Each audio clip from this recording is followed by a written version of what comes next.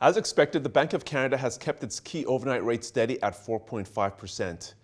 Joining me to discuss the latest rate announcement is Andrew Hensick. He's a senior economist at TD.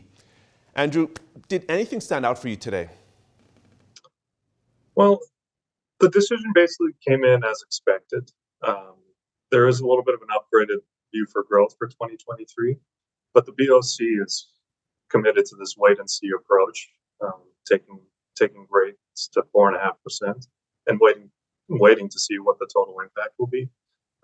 Interestingly, in the statement, they highlighted that inflation projections suggest that inflation is going to come back down to about 3% around mid-year. The one tidbit that did stand out is towards the end of the statement, they highlighted some of the concerns about getting it the rest of the way down to 2%. But broadly speaking, today played out as expected. And do you think the Bank of Canada is done rate hikes for this year, particularly after that impressive jobs report? Our view is that yes, they are done.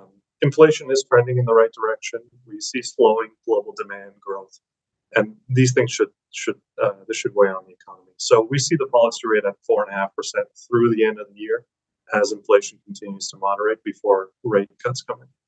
Now, as I did mention, the language in the statement does highlight that there is some upside risk here to inflation. They talk about sticky inflation expectations, pricing behavior, service sector inflation. So there is a chance of an upside surprise and that they need to do more. But our view is that the policy rate is going to stay at 4.5%. Okay, so with the Bank of Canada staying at 4.5%, of course, in the U.S., markets are pricing in additional Fed rate hikes. Where does this leave Bank of Canada monetary policy? Well, our view is that the Fed has one more hike left in them, coming likely in May. But if you look at it from the Bank of Canada's perspective, things continue to trend in the right direction. Their core measures, on a 3-month basis, the median is running at about 3.8%. The trim measure is running about 3.3%. These things suggest that underlying inflation pressures are coming off, and they're going to trend lower on a year-on-year basis. Now, this is still above the 2% target, but they're moving towards the top end of that acceptable range. So our view is that the hold is still on, that things are evolving in a way that the Bank of Canada will appreciate. Okay, you mentioned that the Fed might hike one more time. Given this gap in policy rates between the Fed and the Bank of Canada, what impact do you think this will have on the loonie going forward? So, like I mentioned, we see the Fed raising rates one more time this year.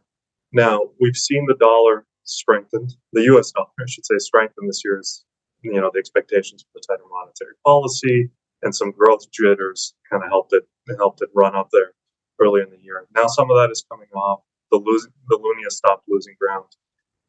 Importantly, markets are pricing for a couple Fed cuts later this year, and realistically only one cut for the Bank of Canada. So our view is that we're going to be looking for a CAD somewhere in the range of about 73 cents through the back half of the year.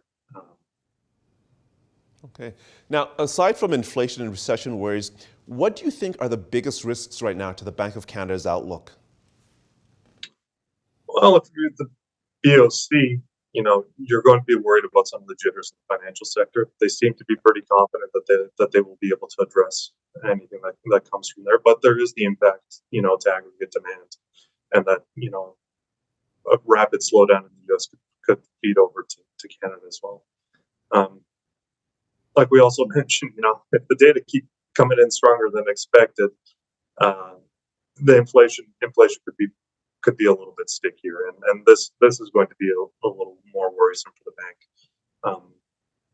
We've seen the core measures, like I said, come down to around 3% on the 3-month rate, which suggests that the year-on-year measures are going to keep coming down. But the bank really needs to see this trend continue.